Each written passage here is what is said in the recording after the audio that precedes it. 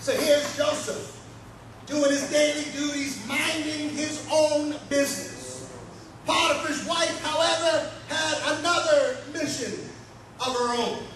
While Joseph was ruling the house of Potiphar's wife, Potiphar's gone out on duty, and his wife decides, nobody's here, I'm going to make a pass at Joseph. Sometimes, my brothers and sisters, we have to be careful, not at the situation, but how we place ourselves in the situation. I'm trying to help somebody. See, sometimes you go to sin without even realizing you're going.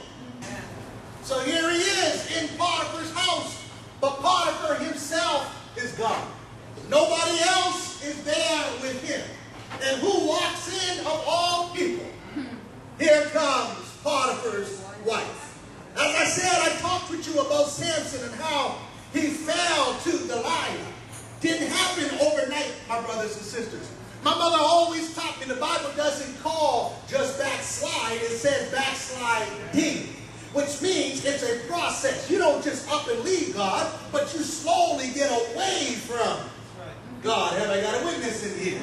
And here he comes doing his business, and who shows up but Delilah? This week, Joseph is enticed by the wife of the boss. And I declare to you, my brothers and sisters, it's dangerous to be alone with the enemy. Even though you didn't do anything yourself, the enemy always has a way to make it look like you did it. You are being accused of simply being accomplice to the crime. But Pastor, I didn't do the crime. I didn't say you did the crime, but you were there when the crime took place. I want you to know, even if you didn't do anything, the Bible says that the enemy will come to sift us like wheat. The enemy comes as a roaring lion to steal, to kill, and to destroy. And even though you didn't do it, the enemy will flip the script and make you look guilty. Joseph found himself fighting the want on the outside from the need in his heart. I want to say it again. Joseph found himself fighting the want on the outside from the need in his heart. You see, my brothers and sisters, it's easier to fight the enemy on the outside. But how do you fight the enemy on the inside? I need somebody to be honest with me today. There are some things you want in life that you don't need. And the things you don't need are not always the things you don't want. Y'all get this? There are some things we want that we don't need. And some things we don't need, but we want. It's tricky.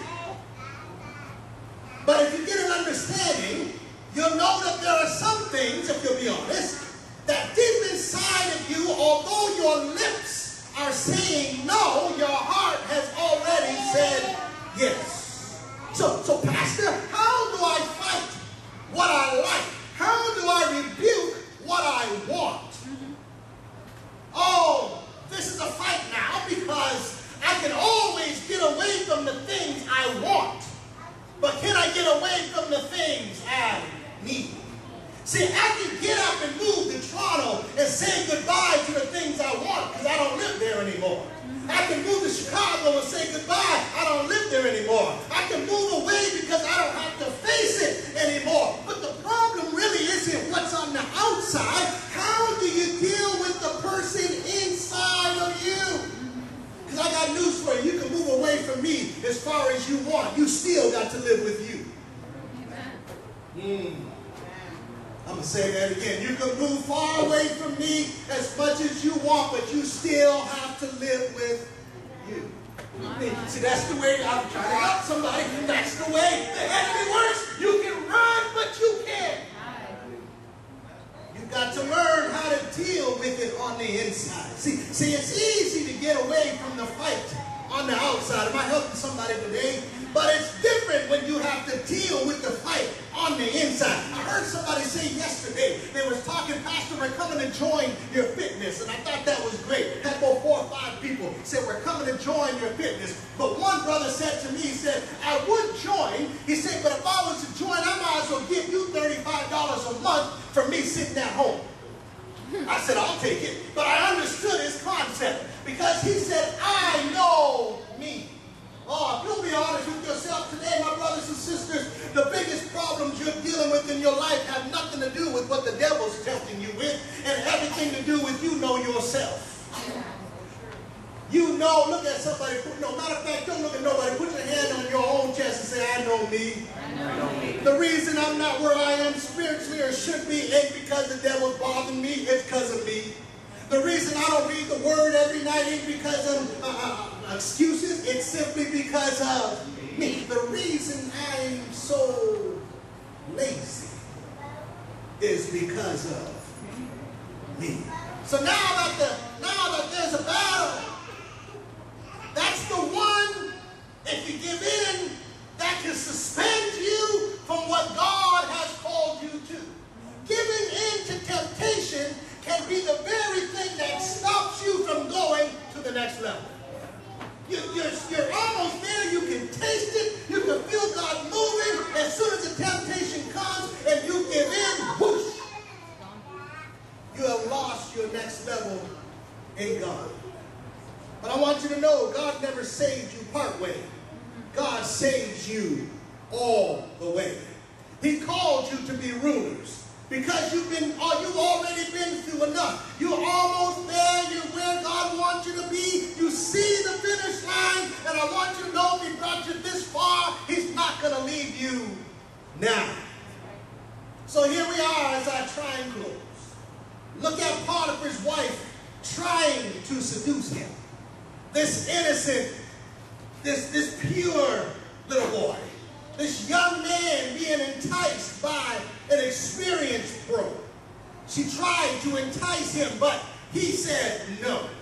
She tried to convince him, but Joseph said no.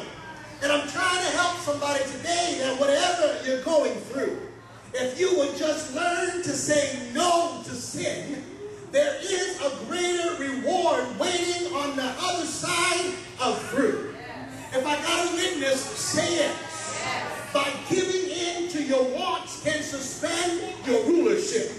By giving in to sin can suspend your breakthrough. By giving in to temptations can suspend your blessings. But God has made you ruler over all things. It was Joseph's integrity that took him to the next level. It was his enemies that got him to the first level, but it was his integrity that took him to the next level. And sometimes it's not always about saying yes, but sometimes you have to say no. So even though the no put Joseph in prison, for after he turned from Potiphar's wife, she made up a lie like the enemy would do. And she said that he tried to rape me. And the Bible says that he went from a pit to a slave, and from a slave to a ruler.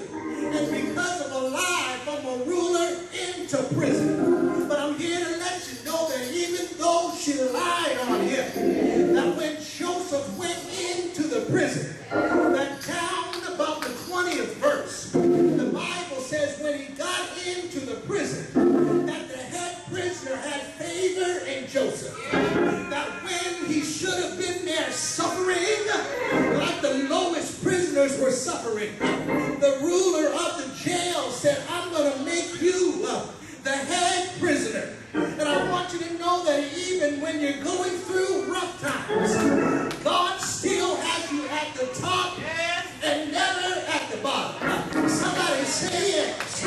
So even though the no put Joseph in prison, it was the way to get his blessing. For it was prison that Joseph had to go through in order for God to place him in the kingdom. Sometimes what we're going through right now is not